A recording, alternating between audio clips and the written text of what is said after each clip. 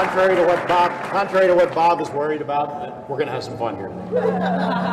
Geez, he was just here like 1990. It was like yesterday. Yeah. I thought maybe we'd start with a couple of questions sort of that let you get to know Bob a little bit. So they played one of the great Super Bowls of all time last month. Which of the teams did you like? Really? We're going to do sports questions? That's kind of what I thought. I don't even know who plays. That's right, you don't. Tomorrow's the Oscar broadcast. Who would you think is the best picture nominee? I have no idea. Because you don't watch a lot of movies. Right, yeah. That's... Breaking Bad or Sopranos, which of those series did you like best? You're just not on my channel. Because you live, what I'm trying to convey is you live in Bob world. Right. What do you do? Tell them what you do now. I live in the scientific bubble. That's just about it. I mean, it's my work is my life. Whether I'm working or having fun, it's pretty much the same thing. So it's I pretty much do the same thing. Where you live and what you do, your business. I unfortunately live in Michigan. And you're glad to be in Arizona. Yeah, I would really like to be back here. But the business is United Nuclear Scientific. We sell and build lots of scientific equipment and supplies, supply it to schools, universities, the government, everybody. We also do contract work. We do R&D work, design, construct, prototype, gadgets, weird things for different companies. If they have a problem or something they're trying to solve, they'll come to me and just say, make this work. And, so we do. But the bulk of it is really just selling scientific equipment and supplies and, trying to bring that back. Back when I was a kid, used to be able to go into a hobby store and buy chemicals and have a chemistry set. Now, if you see any glassware in somebody's house, you just think they're cooking up meth or something like that. So, we try to change the tide and bring back hands-on stuff into, the current generation. That's one of the stories told about you, right? That you had a meth lab, among others. Oh, yeah, that's true. Yeah, I forgot about that. Do you have any government contracts? We do government contracts. You see where that could go. People, he's working for the government, they're paying him off. He did his job, spread disinformation, now he's working for the government. You're not working for the government. No, I don't work for the government, but if there's contracts, I bid on it. And every faction of the government doesn't know what the other one's doing. It's a complete mess. I want to give them an idea. The question is raised, you're not a scientist. What kind of scientist are you? And I haven't been to your house in Michigan, but the last time I visited you, it was in New Mexico, and there was something built in the house, the building right behind your home. It was, as I recall, a 30-foot particle accelerator. Yeah. You built it. Yeah. What did you do with that? What do you do with your home particle accelerator that's 30 feet long? Well, at the time, I was working on an efficient way of storing hydrogen for, automotive use, so it can be used as a fuel. And some of the most efficient hydrides, materials that absorb hydrogen like a sponge absorbs water, were restricted because they were used in thermonuclear hydrogen bombs. And so you couldn't purchase these materials, but there was kind of a loophole in the law where you could make them. So I had to make a particle accelerator to make the material to use and run tests on. So that's what that was all about. You moved to Michigan in part because you thought that you were going to have some help from state government with the system, right? The hydrogen system. Yeah, kind of. I mean, a lot of things changed. I mean, we moved partly because of, family reasons out there and just to get a change from the Southwest, which I regret. And, there was a lot of, at the time there were a lot of unemployed auto workers, and we thought, we can hire those, but, a lot of things happened. The recession happened, and also at the same, not at the same time, but around 2008 or something, the Chinese, who at the time were making a lot of the rare earth elements because they did it cheaply, and the U.S. mines had shut down years beforehand, decided, boy, now that, we pretty much control the market on it, we're going to go ahead and crank up the price, 10 or 100 times what it was, and it really made what we were doing impossible to do profitably. So your business is science related. You sell scientific equipment. You build things like a particle accelerator and jet car engines and things of that sort. But I think if you heard me talking earlier, you'd have to agree with a lot of people that you don't fit the mold as a typical scientist. I mean, you're not a member of any science organizations, are you? No. Do you write papers? You submit papers to? I mean, not typically, not in the normal sense. I mean, when I first went to Los Alamos, what was really annoying to me was the typical pompous, self-righteous scientist, and they would come into town and interact with the ordinary people, and use terminology that was over their head just to get them to say, well, what do you mean by that? And their chest would puff up, and it'd boost their ego, and it really annoyed me. So when I worked there, I relabeled some important equipment, whirligig or something along those lines, and it really pissed them off, and it was really just to make a long story short, I was the new guy coming from the West into the hardcore scientific field, and it really I was able to run circles around these guys because they followed a set path and did a set amount of things. Their support teams were very limited and weren't engaged in them because they had no idea what was going on. They never took the time to bring these guys in. But I don't know. I just looked at things from a different point of view, and I simplified things. So explaining technical matters on a simple level, and I do that a lot. And people say, "Well, boy, you don't talk like a scientist." Yeah, I'm trying to make everyone understand. But and it works. If you talk on a simple, basic level, everyone is going to understand what you're talking about. It's easy to talk over everybody's head, but all that does is make you look like an idiot. When I first met Bob, I remember going to his house, and there was a skull and crossbones flag flying over his house at the time. He had this giant jet car parked in the driveway.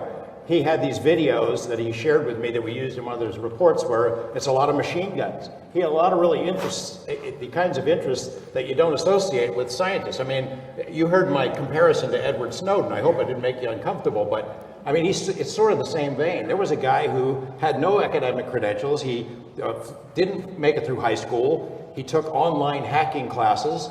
He worked as a security guard. The next time they hear from him, he becomes a computer expert for CIA and NSA. I mean, it sort of fits the mold. He doesn't fit the mold in the same sense that you don't. No, but he fits the new mold. He doesn't fit the old mold, just as what we're used to seeing. But I don't need a degree. No. They're looking for talent. I think they learned a long time ago that they were missing a lot of creative people and people that would think outside the box. And if you really want to move forward, that's where it is. Especially with computers. Oh yeah, no doubt. Yeah. Let's get to flying saucers. You got hired through EG&G to work for the U.S. Navy. Yes. Do you remember day one, first day out there? No, first day out where? First day out at the facility. How you? Well, the first day was going to, Area 51 proper and signing all the agreements and doing all that stuff. Signed agreements. What kind of agreements did you sign? It was really paperwork and going over, exactly what I was going to be doing, and it was a lot of security stuff. I mean, they were questioning, my family, where we had moved. It was, boring, nothing. They had investigated you. They'd been around talking to everybody you knew. Yeah, clearly. And because I already had previous security clearance, it made it a little earlier, as opposed to somebody starting from scratch, which typically takes like 13 months, from what I understand, to do a top secret or civilian Q clearance. Did you have the clearance that you needed to work there when you started working there? Or did that? No. I just had a convenient starting point where, they didn't have to go back to the day I was born and verify that. They go, okay, well, you had clearance here, and we can go from there. So you get on the plane in Las Vegas, Janet plane. Yeah, right. Fly up there, they put you on a bus with the blacked out windows. Oh yeah, when we were going S4, right. Yeah. So you land at Groom Lake. Land at 51 and then. You sign some papers. Yeah, if you want to make it a short version, yeah, right. You had told me the story that they started showing you these briefing books that sort of laid out the general story. Was that at Groom, or was that? That was at S4. That was no, that material would never get north of people S4. work at Groom Lake who say, I never heard any of this stuff. Of course. I never saw any flying saucers. There is no flying saucer stuff at 51. No, that's, look, 51 is, there's lots of people working there. It'd be hard. When I worked at S4, again, I have no idea how it is today, but, you know, back in my day at S4, there were 22 people that had clearance and knowledge of the ET material, ET crafts. That was it. We were given the list. We knew the names on the list. That was it. I still know the names on that list today. And those are some of the things that I never say anything to you about because... Yeah, why is that? Well, exactly. There has to be some stuff I keep to myself because you know how many times people said, yeah, hey, I worked out there with Bob and so on and so forth. Really? Who are you? What'd you do? And whatever. And it's only the stuff I said. I'm waiting for the guy that says, hey, yeah, I worked out with you and here's some of the other people on the list.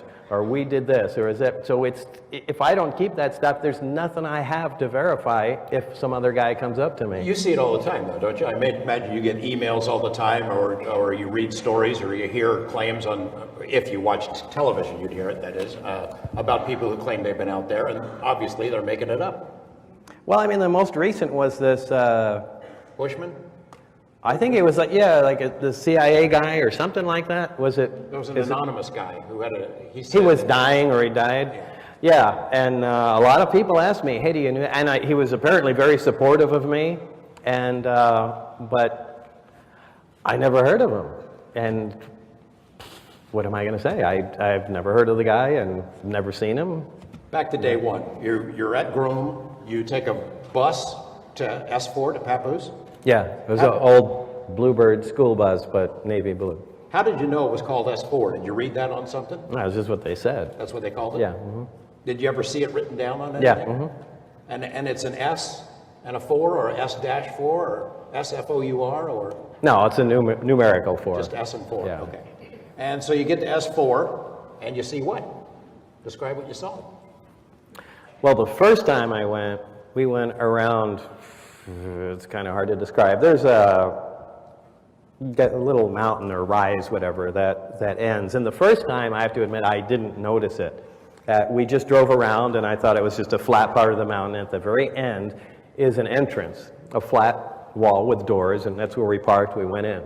And that's the first time I went into the facility at all. That's where I was taken to the medical facility. That's where I was given the briefings initially, and it wasn't until the second time that I was taken down there that we stopped in the middle because the side that I thought was flat was actually hangar doors that were, you know, really cleverly blended into the side of the mountain. To look like desert. Yeah, great job. When you're inside, can you see all the hangar doors? Or you can only see all 9 of them or whatever it is that from outside? What do you mean when you're inside? If you were inside, looking at in one hangar, can you see all the way down, see all of them, see more? Or is they separated? Yeah, there's inside each hangar bay, there's, you know, if there's the big door that goes to outside, inside on the sides, I guess I could use the whiteboard. Right. There's, oh, what the hell? Okay. All right, this is going to be a tough one. Okay, so.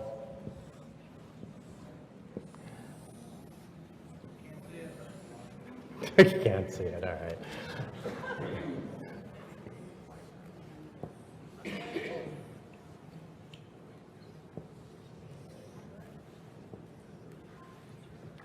Is that making any sense? So there's the doors here where this is, you know, Papoose Lake.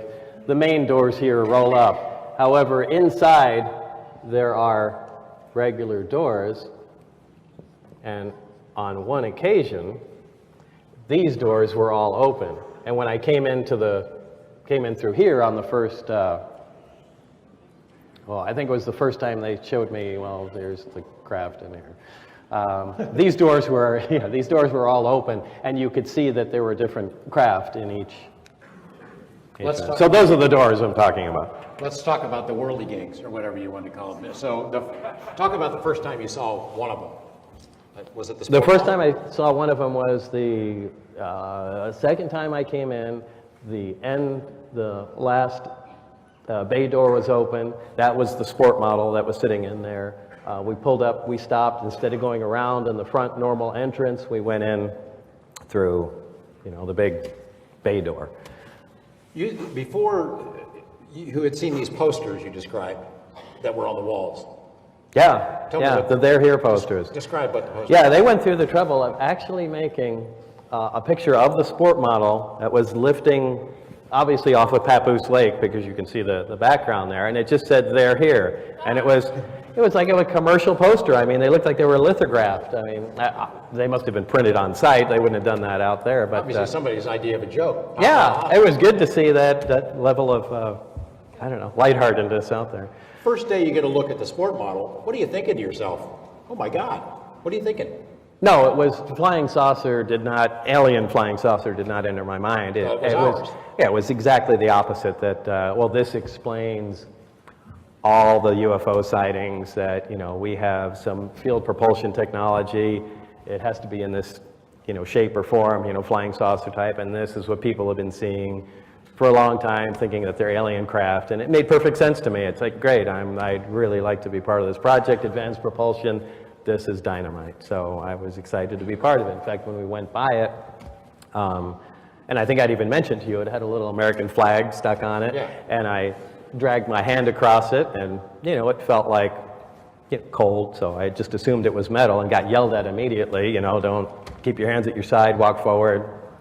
All right. You're thinking to yourself, oh man, I am part of the coolest inside joke in history, because we've got flying saucers that we'd made, and we're playing a joke on everybody, or like. No, I wasn't really playing a joke. It was that this is cool technology, and by at any time we feel like we can probably just take over the world, America, and that was that attitude. So at what point do you realize we didn't make it?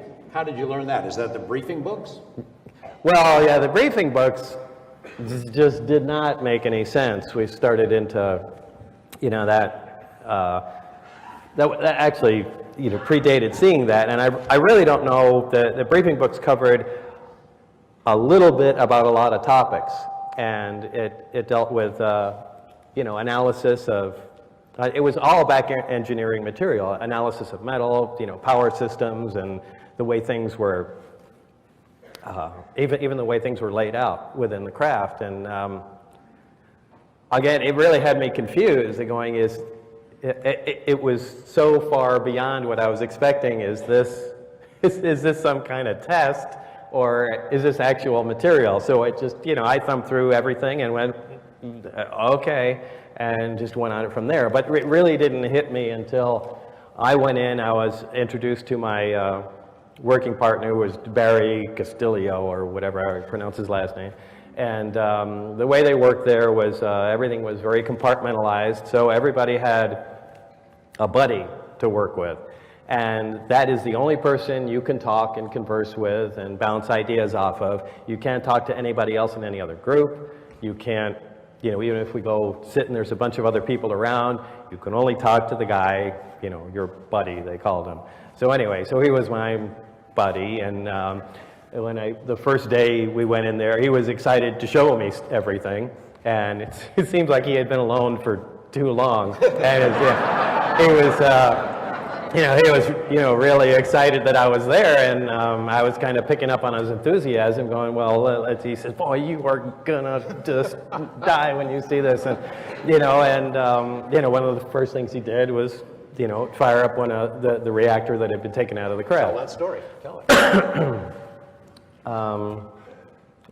The reactor is it's a small device. It's probably just roughly a foot square with half a hemisphere on it. Half a hemisphere? Anyway, there's really nothing there. The top comes off, and there's like a little tower on it. It does. Draw it. Well, oh, this is my eraser here.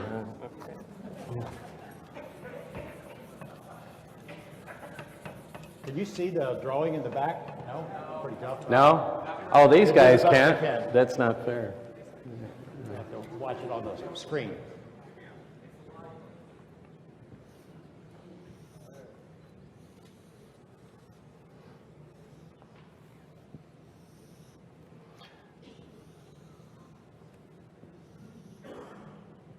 Was anything about this in the briefing books about how this worked? You did read about this before you got. There's very little about this. Okay. Essentially, you know, for size comparison, half a basketball on a plate. That was probably. Not a whole lot of moving parts, nothing really. No, nothing. I mean, it's just incredibly simple. There was nothing there that could do anything for, and it was too small to hold any large power source or anything.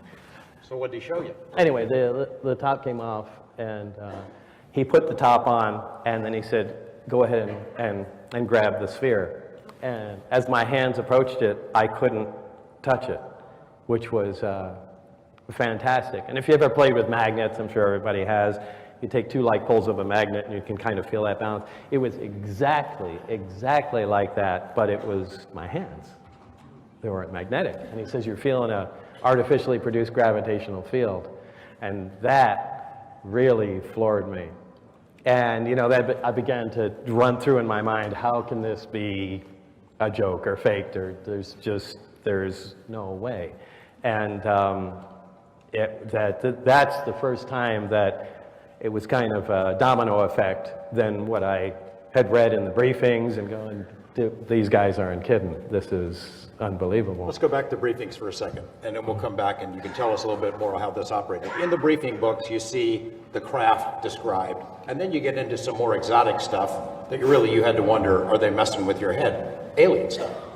Yeah, there was, it was a one and only briefing, whatever you want to call it, or an overview of it. It was split, the entire program there was split into individual projects, and you know, each had an overview of each project, and each group got an overview of all the other projects, in case there was some connection to what they were doing, but it was clear they didn't want everybody to know everything.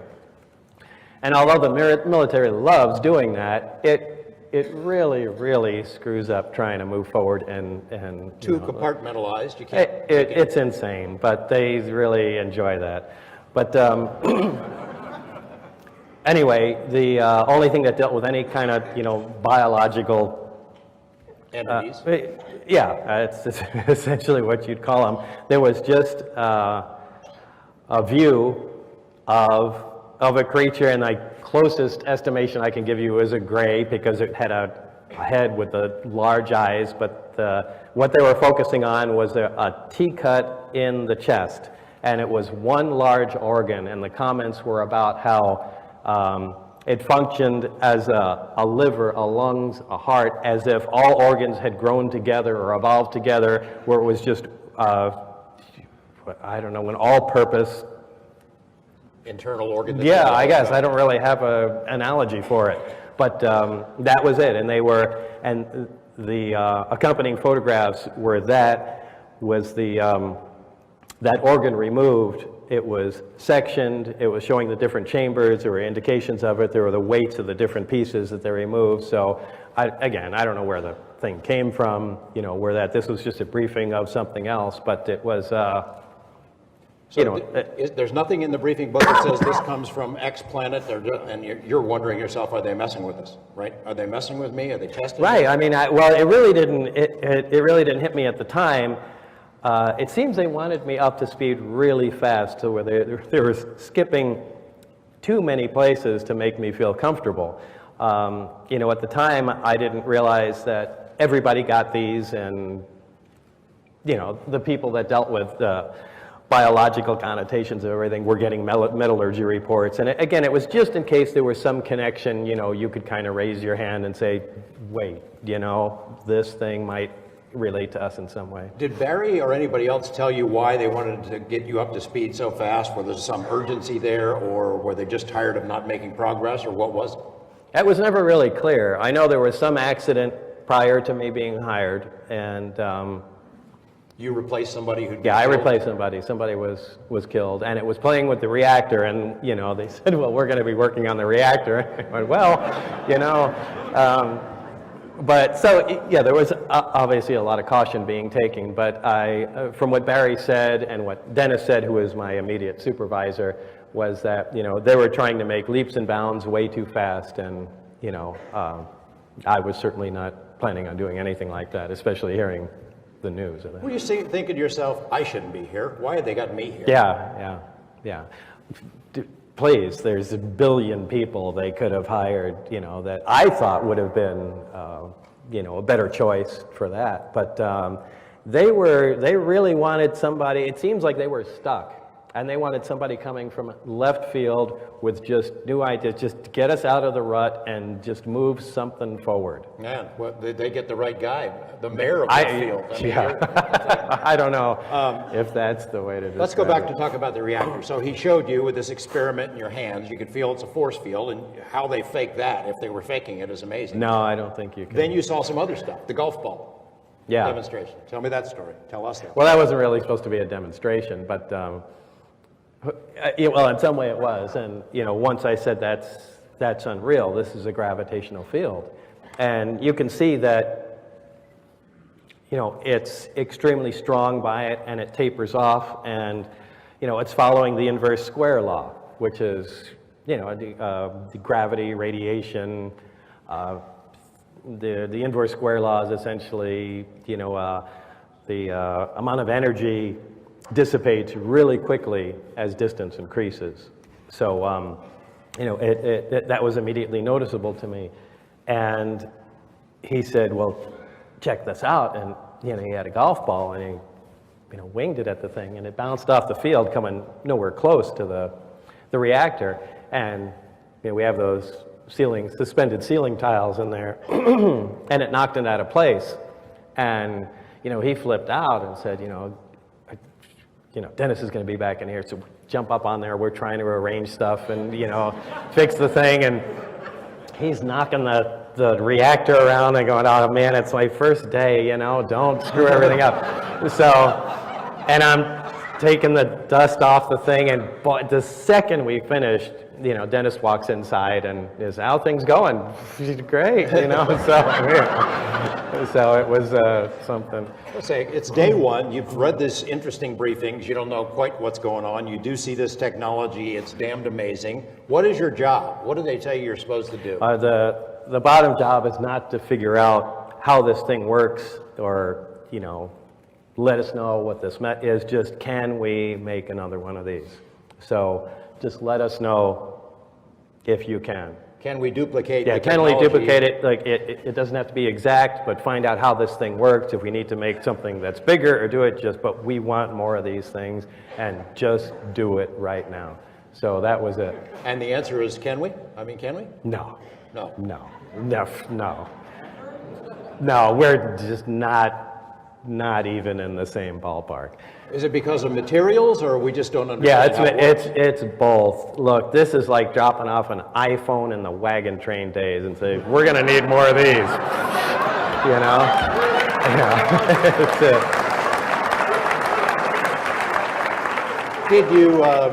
Did you ask anybody, hey, where do we get these?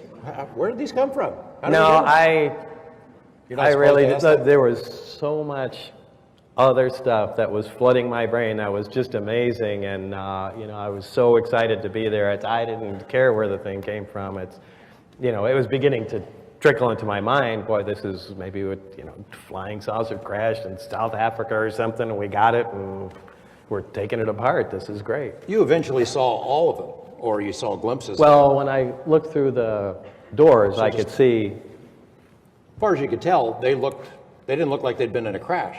Right? Well, there's one. There's one. And I mentioned this to you a long time ago, and I never added this one thing, which I'll add now. There was one, like I said, that had been shot with a projectile, and I know for a fact it came out of the water. That's all I know.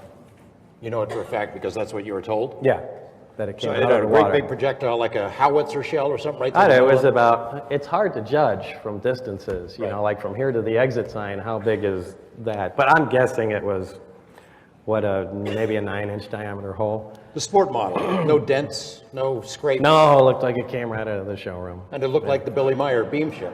Yeah, from the pictures I've seen of the Billy Meyer one, which, it looked fake to me, but no, there it is. I'm sure the Billy Meyer people are happy about that, but there's a lot of people don't take that case seriously, and It's either the what it most is. amazing coincidence on the face of the earth, or something really did happen to that guy, Billy Meyer.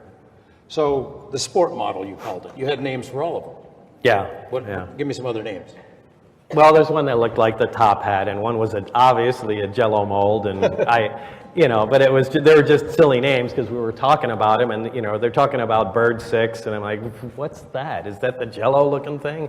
So I gave them my names, and they stuck with them like they did at Los Alamos. So the sport model, you got to know that one pretty well, though. You got to see Yeah, it. it's the only one I can Hands-on. say I hands-on, I touched, I walked in, that I can say. For all the other ones could have been holographic projections to fool me, but this is the only one I know is real. Before we talk about the test, one other thing about the reactor, and I want you to use this example to sort of explain how it worked. You had told me a story about a candle and Yeah. flame that was basically frozen. Tell me that story and why it gives us an indication of how this thing operated, what power it had. Well, when we had, after the golf ball incident, there was the benches we had set up. The reactor was not the only thing in the craft. The reactor sits in the center. On the level underneath, there are, I should say the reactor, surrounded by the reactor, there are 3 gravity amplifiers, as they were called. Directly under those, there are emitters, which are,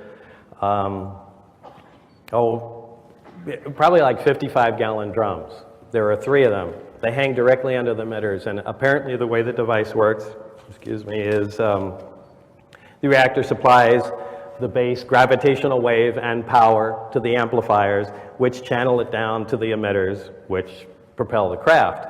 So in addition to the reactor that was out of the craft, one of the emitters was also on the bench. Now, I don't know which craft this came out of. It was not out of the sport model, but they had the reactor operating and the emitter, and Barry had taken a candle and put it about, I'd say about 2 feet from the end of the emitter and lit the candle. And he fired up the reactor, and he said, go check out the candle. And the flame was there, but it wasn't moving. It was like a picture of it. It was just frozen. And now that makes you think of a lot of things. Oh boy, we know gravity and time are interrelated, and one is essentially the other. And fine, if it stopped or slowed time down there, how are photons still being emitted so we can see the light? It should just go black. There a lot of things made absolutely no sense whatsoever with the science we're familiar with. But these were just things he was showing me as a demonstration that properties and what it's doing that are just so far beyond what we even know what's going on. And this had nothing to do with the work. I mean, we're just supposed to make another one of these things somehow. So, So help us understand what this technology means, how advanced it is. It becomes obvious at some point it's from somewhere else. We didn't make it because we're taking it apart to figure out how it works. Look, a machine that makes gravity is the most important thing that mankind could probably create. Look, we have electromagnets that make magnetic fields. We can make electric fields, with Van de Graaff generators and, God knows what else. But, to make a gravitational field is like the last piece of a missing pie, because when you can, right now the only thing that makes gravity, as far as we know, is mass. You just need a bunch of stuff, and it's a property of mass that it just magically pulls in things. We observe gravity, we see what it does, but we really don't know what it is. We can throw some equations together and say, well, it works like this, but we really don't know what's behind it. But if you can make a machine that on demand makes gravity, all the stuff we write science fiction about stops becoming science fiction that afternoon. Then force fields become a reality. You can shift time. I mean, everything becomes possible. It's the most important thing, and here is an operating machine sitting in front of us that makes gravity, and do we really want to be able to make one of those things? I mean, you could make impenetrable fields. You can have propulsion that is mind-boggling as the crafts operate. It would be the ultimate weapon. Well, not just the ultimate weapon, but it would really be the ultimate thing. It would catapult mankind forward. And what really sucks is the military is in control of this. I should,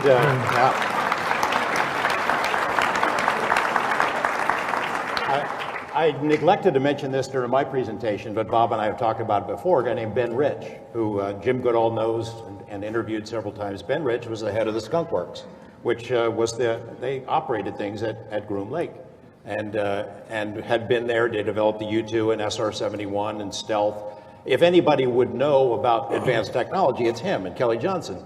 So a lot of people have speculated whether Ben Rich and those guys had incorporated alien technology into some of the advanced airframes that we've got. And I even had a chance to ask him on the day that the Stealth was unveiled out there at Nellis whether any alien stuff was in there. He said no. But other people have talked to him. Jan Harzan, who's here from MUFON, heard a speech that Ben Rich gave at UCLA in which he basically said, we now have the technology to take ET home.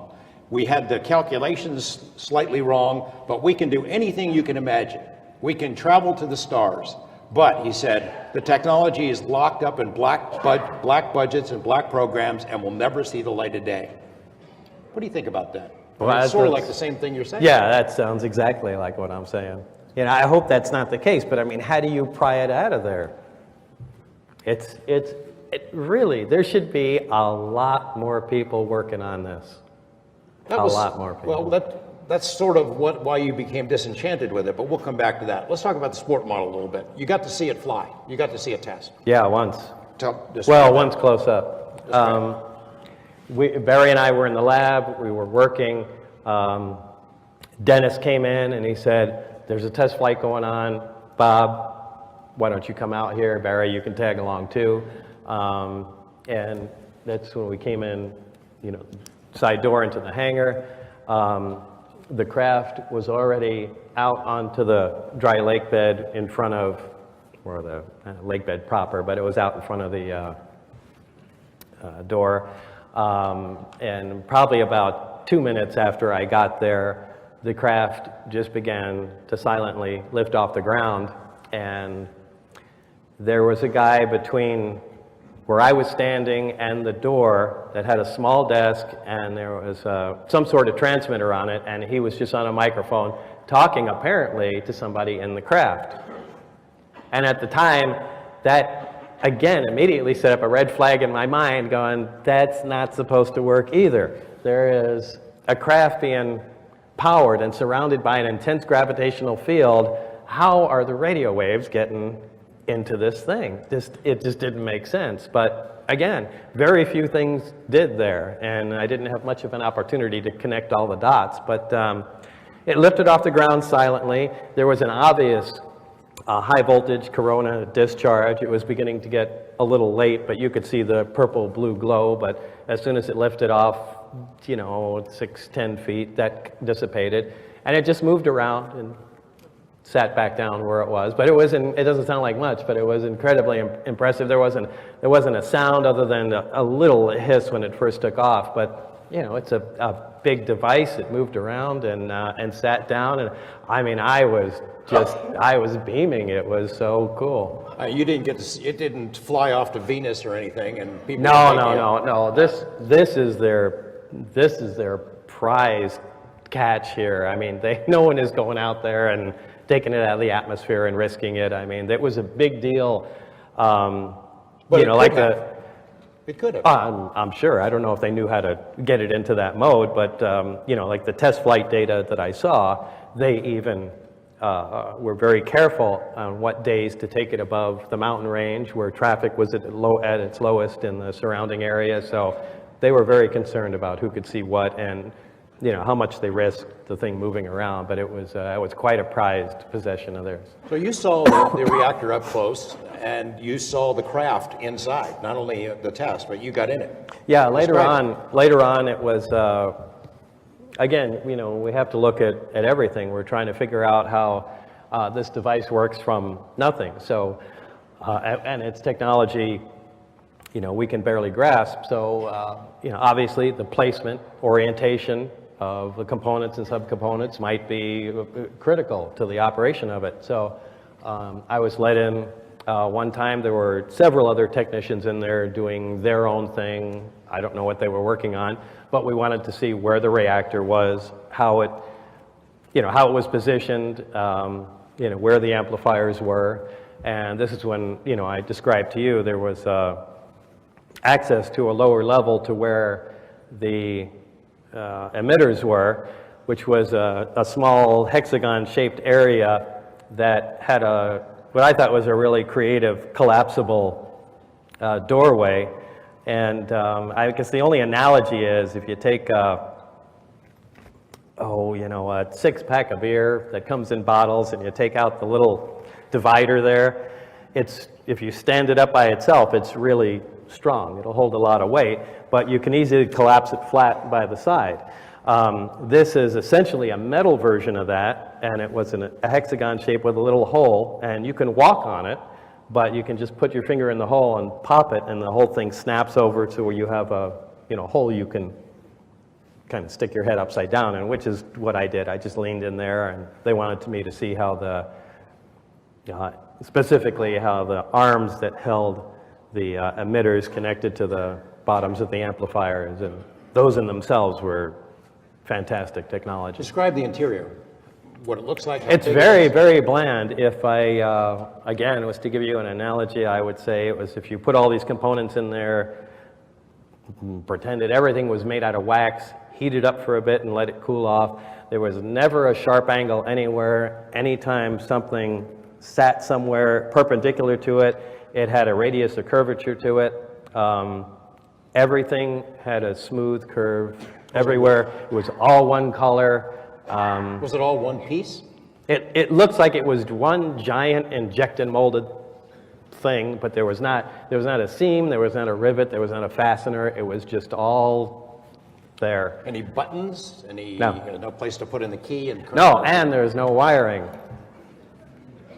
You mentioned about, I'll use the term, furniture, because we both got a lot of grief. Furniture, yeah. Well, that was because this was, I think, the first interview on TV, and I was frightened for a couple of reasons. First of all, I wasn't supposed to be saying anything, and the fact that it was on TV, and I didn't know what kind of big mistake this was. And so you asked me what was inside or describe, and I was trying to think of the word seats, and I couldn't in a million years get that out of my mind, and all I could say is there's furniture in there. And I know it sounded ridiculous, and everybody said, well, that guy can't be a scientist. He doesn't even know what the word seat is in. It's just stress does that to you. It was the size of it, though. It was small. Yeah, it was, yeah. Furniture. Well, yeah, that's quite a critical point. Everything was very small. It looked like, maybe that's where it popped into my mind, because I was thinking of, the children's, furniture set or tea set you get for little kids that have, the little molded chairs and little tiny, but that's exactly what it looked like. It looked like a little furniture set for kids. So, and obviously it was uncomfortable to walk around, and when you first come in the side, you have to hunch over. The only place you can stand up comfortably is, right by the reactor in the side. So whatever built or used the thing was obviously smaller than my stature. I'll come back to the term the kids a little bit later. So somebody did the test, somebody was in it. They must have figured out a little bit of how it operates. Yeah, obviously, and in the sport model, the one that I went in, they removed one of the amplifiers, which was really shocking to me. Now, the reactor and emitter, all those were in that one, so that must have come from another craft, which made me at least partially to believe that these all may have the same power systems in them, which, really makes you think that's... So the one you had in the lab that you were working with... Yeah, the components had to come from somewhere else. Same one that was in the sport model. Yeah, but wasn't the sport models. So, you can extrapolate and say They all like them. Yeah, it's kind of like a Chevy. They all have the same kind of engine and they're different, but I don't know. It's all conjecture. Let's talk about the fuel. So big, it's an interesting part of the story and a bone of contention for a lot of folks. Element 115. How did you know it was 115? Describe its properties. Describe its properties. Why, what does it do? Why Well, is it so miraculous? Well, let me put it this way. We weren't given the task to say, analyze the fuel, find out what it is, and, they just, again, the thing was, and there was a lot of push to it, was to, what is that, and do we have any? And, that's it. And these guys really do talk and think like that. It's just, what did you guys do today? We just looked at this the other day. But, if you remove the top of the reactor, there's a little tower in there with a cap, and there's a triangular piece of fuel in there, what we called the fuel. Because if you put that in, everything starts to work. We analyzed what was there. Now, somehow, again, we didn't have access to all the information, but somehow Los Alamos had something to do with either keeping or storing the fuel. Now, we did all kinds of tests on it, not just us. We had to send, all that equipment isn't there. We don't have, all kinds of interesting spectrographs. But we had it tested, and we just wanted to see where this was on the periodic chart, what kind of peaks we get off of it, and, maybe it's just, a unique fuel, maybe it's just some a blend of a nuclear material. But when it became obvious that this isn't even on our usable periodic chart, that's essentially where we stopped, and said we weren't going to analyze the material and see if we could make it. We just wanted to know if it was something that we could possibly use, and it wasn't. You told me that we couldn't make it. Why couldn't we make it? Well, just like any heavy element, or super heavy element more specifically, the only naturally occurring heavy element's uranium. I mean, as soon as you get anything heavier than that, a larger number of protons, you have to make artificially. And that's a difficult job, because you either, like to make plutonium, which our country loves, you have to take other materials, put them in a reactor, let it run for a couple of years, and then you can, in the case of plutonium, you can chemically separate out, the small quantity of that. Now, even heavier elements, there's more difficulty obtaining. Extremely heavy ones, like 110, you have to make that on an atom by atom basis, an accelerator, where you're, accelerating single atoms or beams of other atoms, near the speed of light, smacking them together, and it doesn't make a usable quantity. You may get the interaction you want, and it flies off and hits a detector, at a fraction of the speed of light, and you go, that was 115. And, that's when they say, we synthesize 115, that's what it is. It's not like a cup pops out and we've got some, It's just, a particle comes flying out, and we go, well, at these angles, at this magnetic moment, at that speed, it will be 115. And if you get a peek at that, boom, it comes off. It's a little display on a thing, and right, we made 115. But, to actually make usable quantities, forget it would take, the entire resources of a country forever, to get a gram or so. How much was up there? Well, they say there was 500 pounds of the material. Now, was that recovered in a craft? Was that separate? They certainly didn't synthesize it, but, where it came from, I have no idea.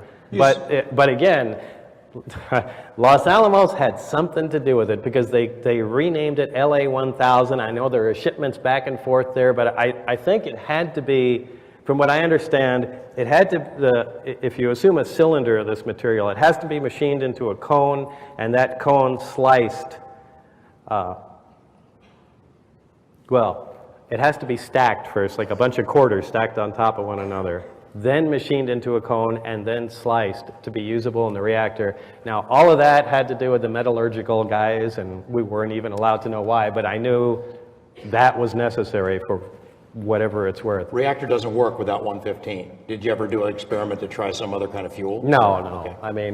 I mean, quite honestly, we really didn't know what was going on there. I mean, we had a basic idea of, at least we thought. Again, we just had a report to what was going on, so it's not like you can ever say, you know, we really don't know. We've been working on this 2 weeks. You better come up with something. So it's, you know, look, we think it's an accelerator, and you know, we've identified that that's, you know, 114, 115, 160. It looks like it's 115. It's an element, and you have to explain this stuff to guys that absolutely have minimal scientific background, and just try that when you're dealing with stuff that's not even, you know, from the earth. So how does it work? I mean, how does it work? What you learn, you get a piece of it, a triangle, it's in, and how does it function? Really, you just put the, I wish I had that model that it's in my car. show me. Is it really? Okay.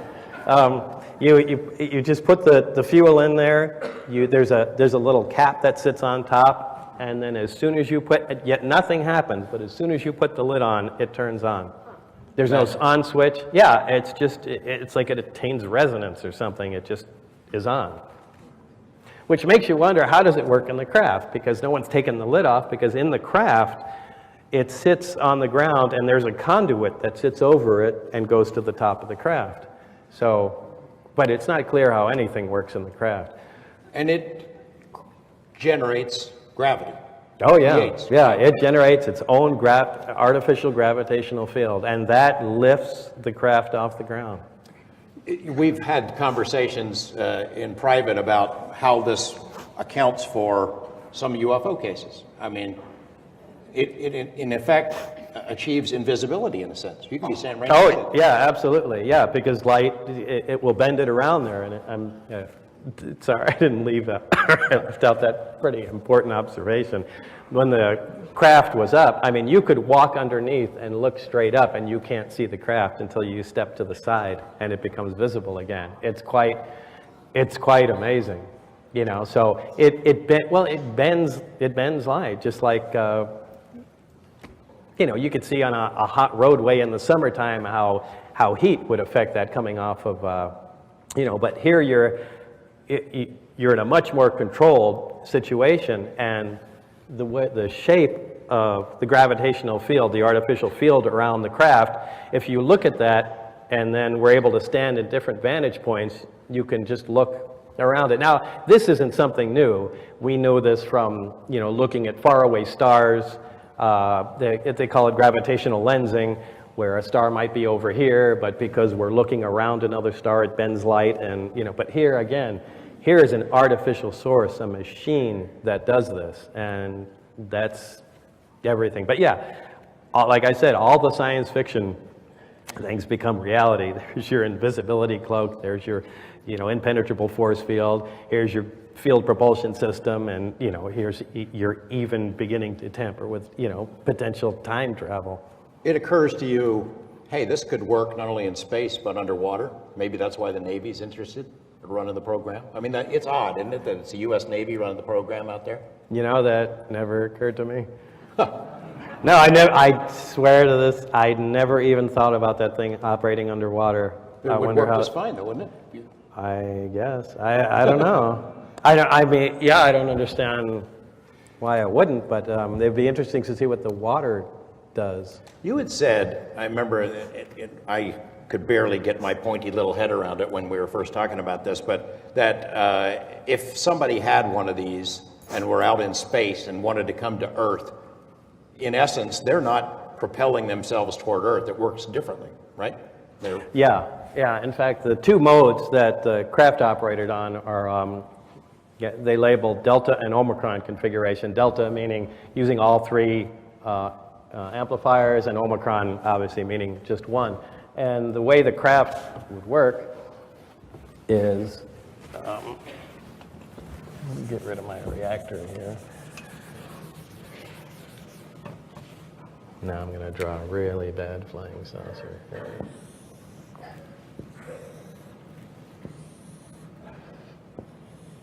All right, so normally the you would have the three amplifiers hanging, or the three emitters hanging down in Omicron mode. A single one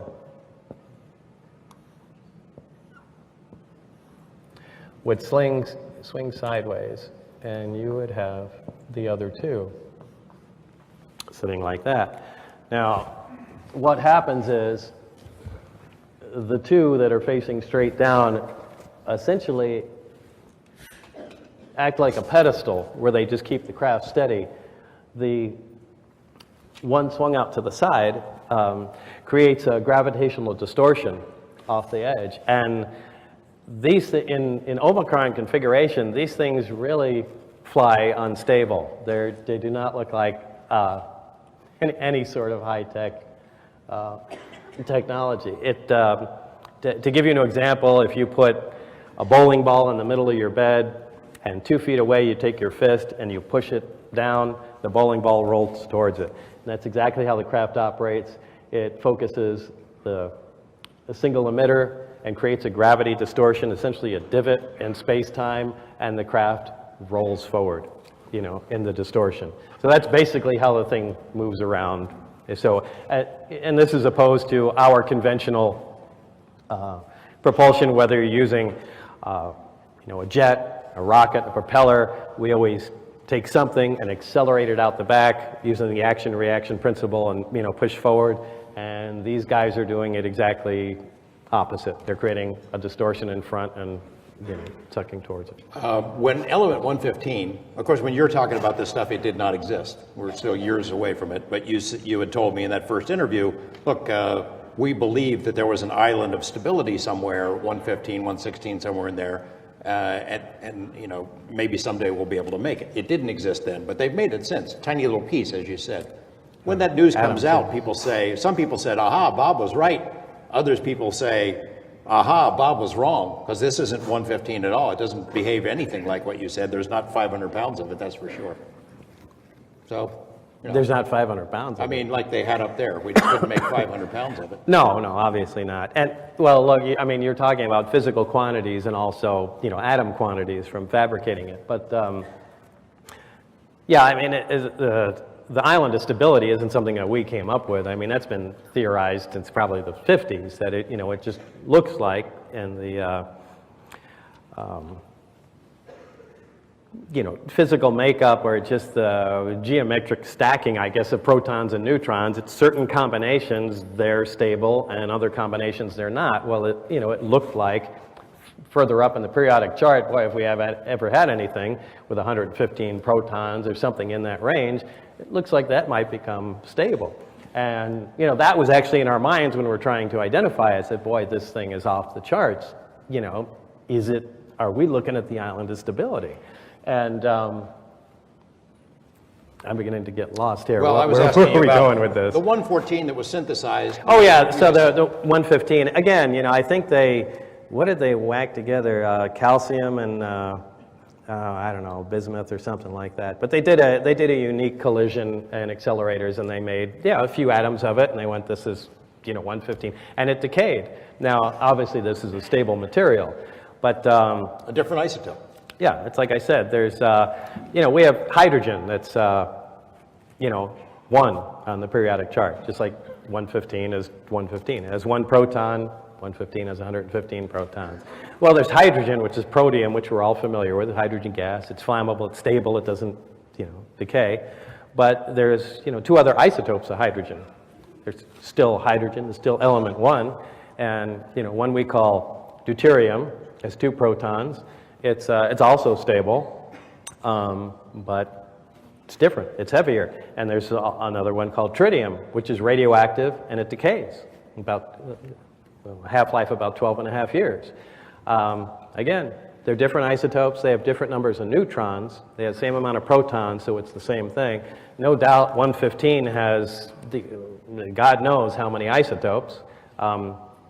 We know at least 1 is stable. There's probably several that are unstable, and again, if they keep playing around with it, and I don't see why they wouldn't, I'm sure they're going to find a stable isotope. And the whole idea of anti-gravity propulsion we've heard it from scientists. That guy, Lazar, doesn't know what he's talking about. That's impossible. It violates this. It violates that. And you've heard that. You've dealt with it. I mean, Yeah, I was one of the guys that say it violates this and you would have violates said that before, yeah. Yeah. And you would have said things about UFO people. This can't be. I mean, you were pretty dismissive about Right, which this. is the way I shouldn't be, and I give a lot of people, crap about that too, because, look, if you're gonna work in a scientific field, or you're gonna be a scientist, and, in any capacity, the most important thing is to keep an open mind, because,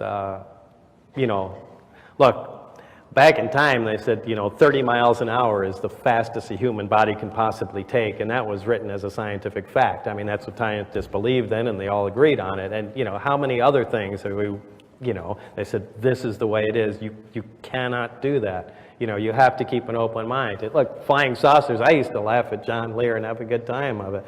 I still do, but that's a different story. But, I have to give him credit. He was talking about, they have flying saucers up at Area 51. Really, John? I just be an adult now. But, there's a lot. And as far as the technology, yeah, it violates a lot of what we know, which concerns me, because some of the things we know are laws. And the reason we call them laws and not theories is because they've been verified time and time again, with experimental proof, and that's supposed to be cast in stone. So you don't want to see anything that violates the law. Do you see any aliens up there? I know several of the people who submitted questions wanted to ask about aliens. I mean, you did see this came from, now the diagram, you want to call that seeing an alien. The only other time, and I know it's because this one incident I told, that one time I was being led in and dragged my hand across the craft. We went in that door, there's a corridor to the right, and you immediately turn to go to the labs. Well, as you turn to the right, there's a door, and it has a small, window on it that has the little wires running through it. I peeked in there as we turned the corner, and that's when I saw, I've told you this before, there were two guys there and a little tiny thing that they were looking down at. And I just walked by, told to keep my eyes forward, and, I think I told Gene that and a couple other people, and I said, well, you probably saw, well, not that Gene said that, but, well, you probably saw an alien or whatever. I don't think that was the case. I think even to this day, I think they had a little doll or something, because they were trying to find out, whatever size creature would fit in the craft, and, they were. Do you recognize the term the kids? Did you ever hear the term the kids? Yeah. And that's referring to? The creatures that ran the craft. So they called them the kids wherever these craft came from. But you never got an answer how we got them? Or no, that was just incidental talking that, so had nothing to do with me. You've heard all the stuff over the years. Of those who don't believe your story, they believe you're either making it up or it's disinformation, that you're working for them out there that's spreading the story. So you're making it up? No, sorry. Could you make it up? No, really? No, I'm sorry. That's way too much for me to handle. No, really, I don't. And I know, look, a lot of people are into, UFO stuff, and I just kind of exploded onto the scene and said, hey, I don't follow UFOs, I don't follow reports, I don't know who's researching what, I don't know the names of people involved, and but on the other hand, I know people make their living doing this sort of thing. And, if I just pop in one day and say, hey, this happened to me, I did this and this and this, but, I'm out, I'm not part of this, I can understand how that can interfere with their, income stream or their belief system or whatever, and they need to attack me, but look, what I said happened, absolutely happened, period. That's it. Thank you.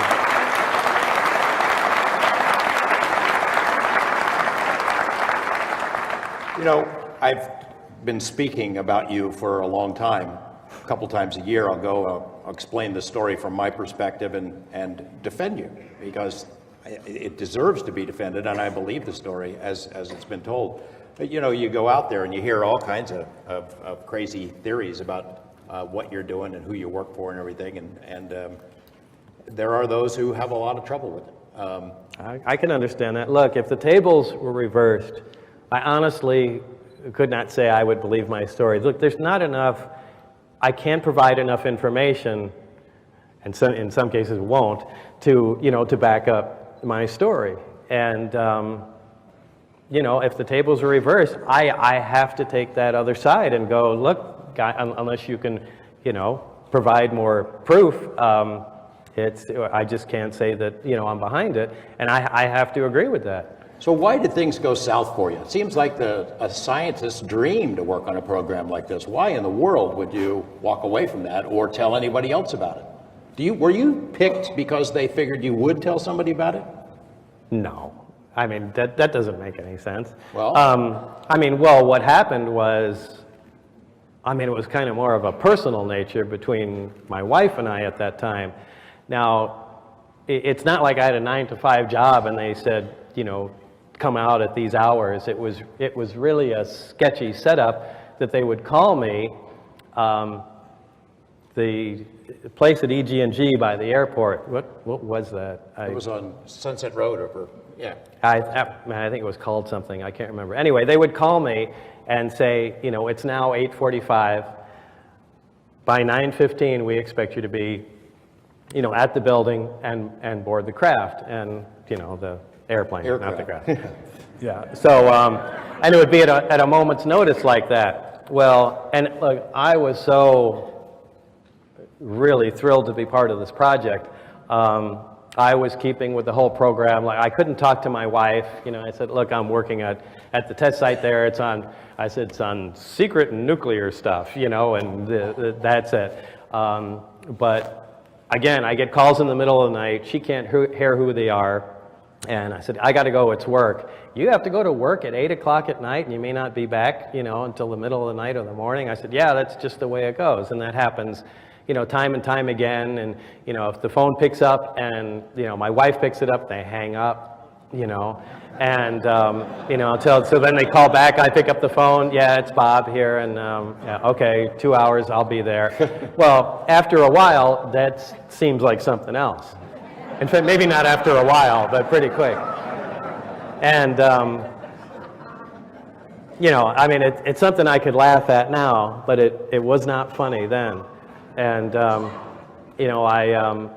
I kept with the program, never said anything to her, and, she thought I was having an affair. And, as time went on, going back and forth, she really didn't have a job or anything to do, so I started, since I was making money from here now, I got her flying lessons down at McCarran Airport, and to give her something, to do. And anyway, she started having an affair with the flight instructor. So, I had no knowledge of this, but, part of the requirements of the project and the security requirements really were to have my phone monitored. Now, I'm going back and forth to work, and now they are listening to this affair progress on the phone that I know nothing about. And, one of the main things is that you be, mentally and physically stable. And they're really concerned about that. So it reached a point one day where they didn't call. And they were kind of in a quandary at that point going, what are we going to do with Lazar? We got to see either this, affair fizzles out or they break up or whatever. So, I just stopped coming in. I stopped getting calls. I called Dennis. I don't get return calls. And, days are going by and, now Tracy's going back and forth and flying and doing stuff. She's busy all the time because, she's got a boyfriend. And, I'm beginning to get really concerned. I mean, these guys are so over the top with security and, we want to know everybody that knows this material. We want to know where they are 24 hours a day, so on and so forth. And so they're not even calling me. What's going on? And so I started getting concerned, and it reached a point where I don't know where the breaking point was, but I'm pretty sure it was Gene Huff, the first, guy that, I talked to, and and said, kind of spilled my guts. Hey, look, this is what I've been doing out there, and told Tracy too, and. Hey, let's go see him. Yeah, well, everybody. I also had, man, we're skipping over lots of stuff, but I had, there were, charts of the test flight days and which days that they were going to go over the mountain and do that, what they call high performance test.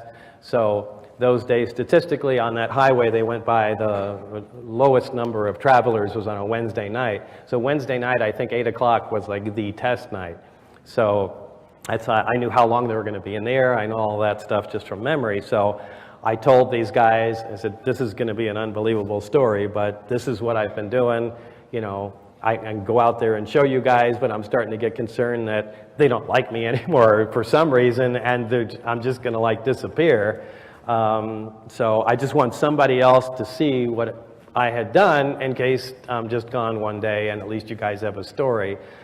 So we go out there, take everybody, and the story. We go out. It's 8 o'clock. Everything happens like I said, and it lands. And then now it finally hits Tracy. Oh my God, he wasn't having an affair, and so she breaks off the affair. And it is just a giant mess. It's embarrassing to bring this stuff up, but I mean, it is the human side of the story that people. But the other human side, as I alluded to it in my talk, is that there's stuff that happened to you in that period after they caught you. The third time they went out, they got caught, and so they want to talk to you, and they're very upset. Dennis, in particular, the guy. Oh yeah. So they want to talk to you, and then a whole series of really bad things start happening. Share with us a little bit about what that period was like, because it's hard to convey it, and that it was really going on, but it was real. Yeah, it was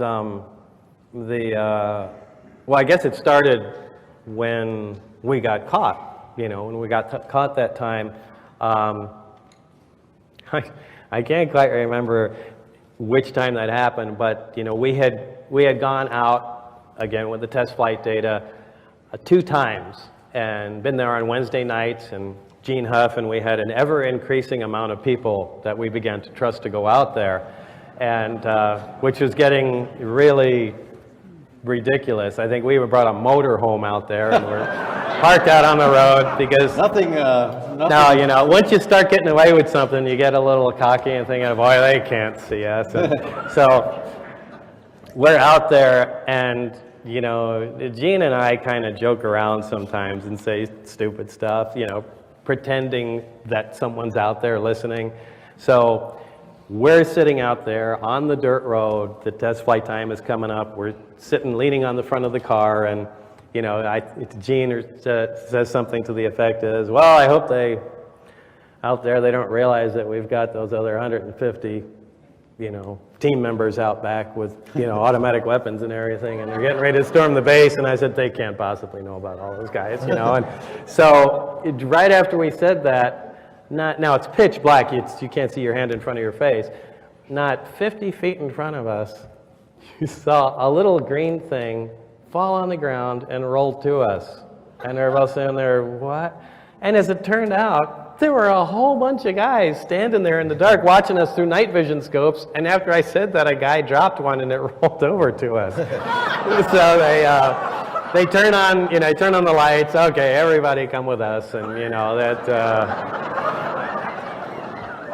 And I had told the story about the break-in the car. I mean, I remember going to your house after a break-in, and you had the Uzi out, and you're ready to shoot somebody, and then the break-in at the car at the gym. That stuff really happened. It was really going on. Oh yeah, that was with Mario, the guy who's a truck driver now. He was going to, we were just working out at a local gym near us, and I was at this was at probably the highest paranoia stage, and I had an Uzi in the front, and Mario and I got to the place, and I said, okay, it's loaded here, we're safe to go outside. And we open the car doors, we close them, and we may even make a joke about it. We lock the doors, we try and open them. Okay, the car's secure. We go in there, and joking, you think we'll be safe for half an hour? And yeah, I think we can do it. And we come walking out, there's all the doors, the trunk's open, the Uzi's laying out there, and my wallet, and we just looked at each other. This is impossible,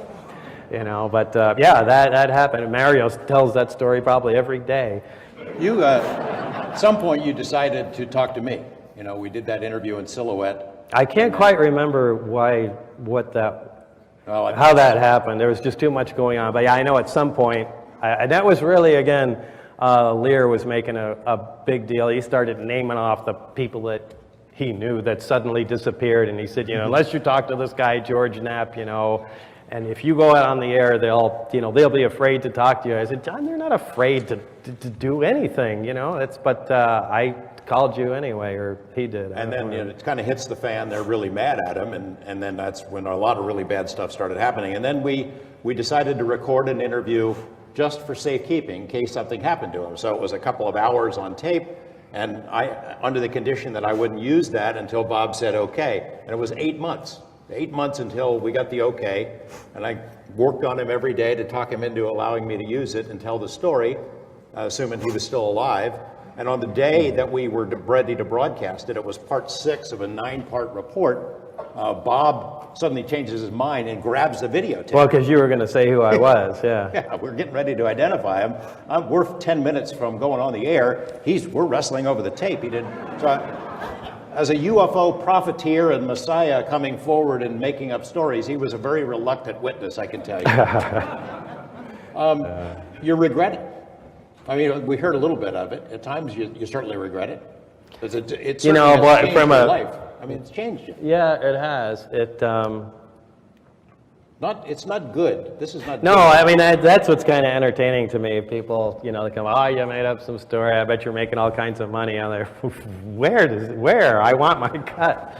But no, I to be honest, I did have the opportunity. I mean, New Line Studios in Columbia. When they heard all this, I mean, the president of Columbia Pictures came down and you were there, right? Yeah. And he said, we're doing this, and and they started giving me screenplays, and no, it was the James Bond movie. They had me running over the tops of cars. It's like look, either you tell the story how it happened, or leave me out and just make up a UFO story. But you can't. It has to be exactly what happened. And so it was just constantly everything being turned down. And it's like, you know what? We're not doing it. I had mentioned before about me going out and doing presentations about you, and one of the things I always said is that, look, Bob doesn't show up at UFO events. He's not cashing in on it. There's nothing wrong with those who do. If you can make some money at it, more power to you, because it fuels the research. But you've never done that before. That's not the case anymore. Why did you decide to come here? Well, I really didn't. You are here. Yeah, I know. I'm here, but now I know a lot of people mentioned, Look, there's this big and I've never been to a UFO convention. I mean, I thought they were like Star Trek conventions, people walking around with antennas and stuff. But I didn't want to have any part of that, and so people that arrange this, and no, this is the class thing. Just come down. It's 25 years. Once in your life, just say something, and well, everything I've said has already been said either on the internet, and why would anyone even care to just hear it again? So I finally just said, okay, fine, just to stop you from hassling me. Well, but wait.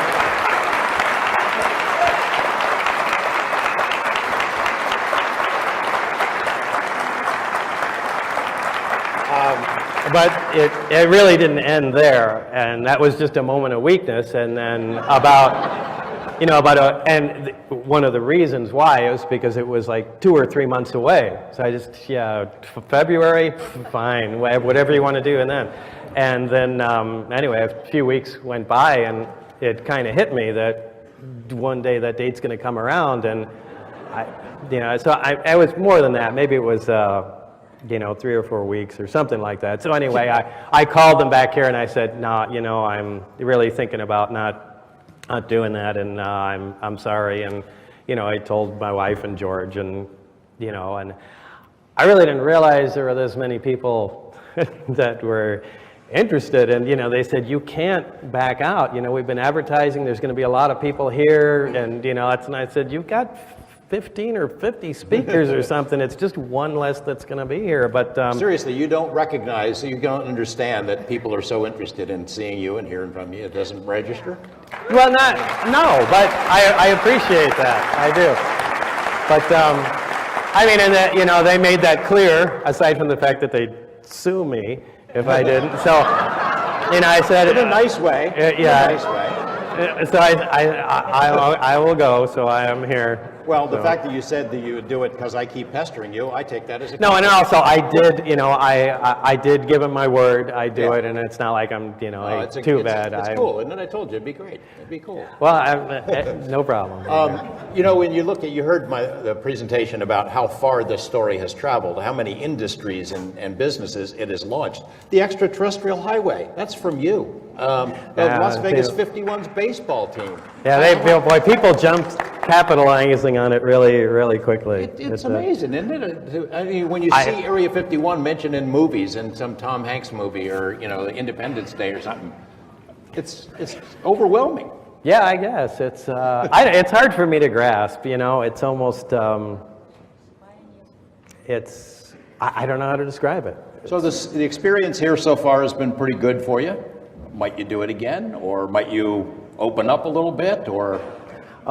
There's nothing else. That's the whole story, But you just told me you got a list of names that you haven't given me yet. So. No, I mean, look, believe me, I could really make it easy to verify a bunch of things, and I do not want to do that at all. I really would prefer people don't buy the story, because it makes, my day-to-day life has nothing to do with UFOs, and being the UFO guy is a big problem. It's hard to get contracts and be, taken seriously, and I don't want, the last thing I want is, a movie coming out or something like that. It would be a catastrophe. Well, it'd be a great movie if they made it right. Well, I don't know. It was amazing. A couple years ago, there's the story about this Russian spy that was killed by use of polonium. And so they called me right away. National Network people want to do a story. Let's see, where can we get polonium? And they find online, here's a guy who sells it. It's Bob Lazar. Yeah, right. Yeah, they were at the house the first day.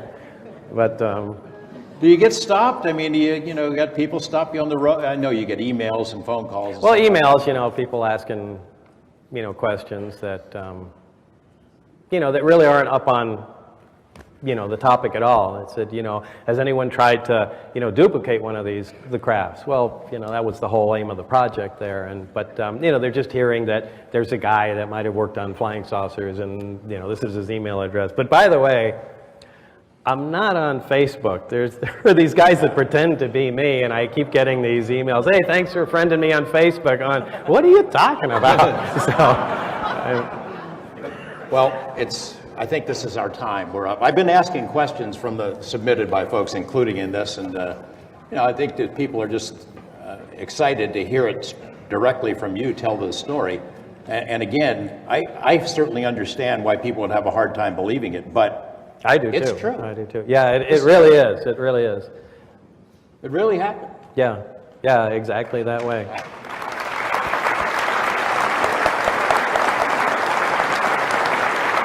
Thank you. I want to thank you all for coming. Hope you enjoyed the conversation with Bob, and maybe I can pester him into doing this again sometime. I don't know. Thank you very much. Thank you.